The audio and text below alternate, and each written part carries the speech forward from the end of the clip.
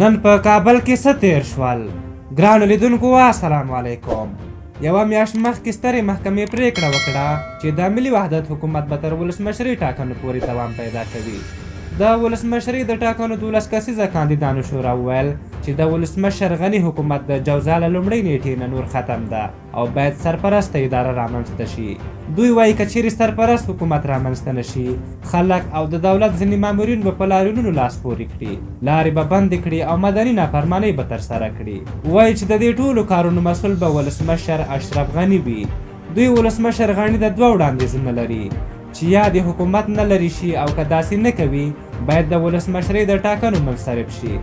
بل طرف ته د عطا محمد نور په خلکو غږ کړی چې باید لاریونونو ته دوام ورکړي او لارې بندې کړي. هغه وایي حکومت نور مشروعیت نه لري او امکان دی ولري چې اشرف غني به د توپک او زور په واسطه حکومت وکړي، خو موږ ته به د منلو وړ نه وي. د جوزا په لومړۍ نیټه په کابل کې ارګ ته څیرمه لارې د امنیتي ځواکونو لخوا تړلې وې.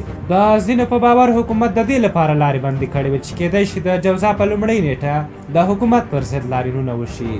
نو حکومت دا تابع نیولې وه، خو څو ساعتونو وروسته حالات نورمال او لارې پرانستل شوې. تاسو د حنیف اتمر او د عطا محمد نور د دغه خبرو په هکله څه نظر لرئ؟ که چیرته لاریونونه وشي ستاسو په نظر د افغانستان اقتصاد به نور کمزوری نشي په داسې حال کې چې د ډالر په وړاندې د افغانۍ قیمت ورځ تر بلې ښکته کیږي؟ د دوی دغه خبرې هم د اساسي قانون خلاف دي او هم د افغانانو په تاوان دي. تاسو څه نظر لرئ؟ خپل نظر مو راته په کومنټ کې ولیکئ. که زموږ دغه ویډیو مو خوښه شوې وي ضروري لایک کړئ. تر بلې ویډیو مو په لوی او بخښونکي خدای سپارم. د الله په امان.